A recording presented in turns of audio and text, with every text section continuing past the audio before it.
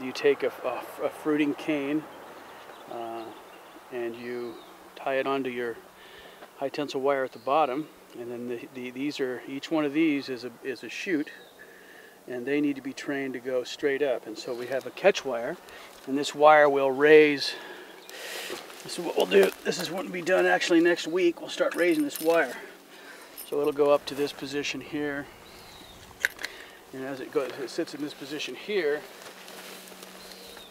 it'll hold these chutes, and one on each side will hold these chutes, and they'll go up like this, and then they'll grab onto these, and then you want to get about a 6-foot canopy, so 6 feet of cane right here, and then those will fill out, and that's where it gets all its ripening power.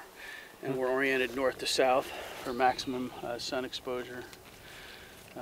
Vines are very delicate at this time, and these are your flower buds. They haven't flowered yet, but each one of these will be buds.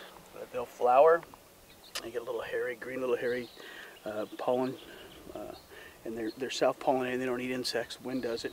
And then after they're pollinated, they'll be turned into grapes, and then they'll hang down. They'll become the clusters of the grapes. So these are right here. This is your 2010 vintage right there.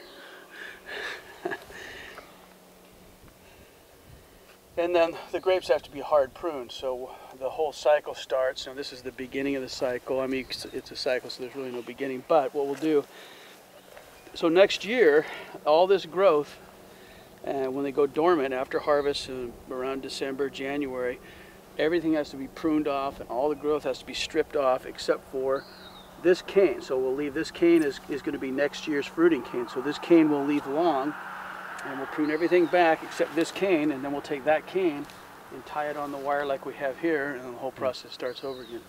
So on each side, here's one. This is the one we'll use. This will be next year's fruiting cane.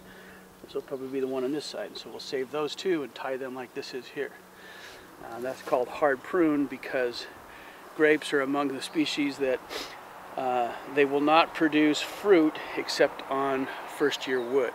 Okay. So if they were left to go wild, they would just let grow, and then there would be fruit right there, and then the next year they'd grow from there, and there'd be fruit right there, and they just keep going, spreading like a blackberry would. They're in the same vine family as a blackberry, so that's why they have to be hard pruned every year. So it's prune, tie, manage the canopy as it grows up, keep the canopy in order, keep the air open, pull leaves away from the fruit, spray, watch the harvest. And this is not accidental either. This is a cover crop. So we want to manage the soil, the health of the soil, by planting things, grass. We have grass, some clover, some different things mixed in here to have good soil health. So it's long right now because we want it to go to seed and keep generating the good cover crop.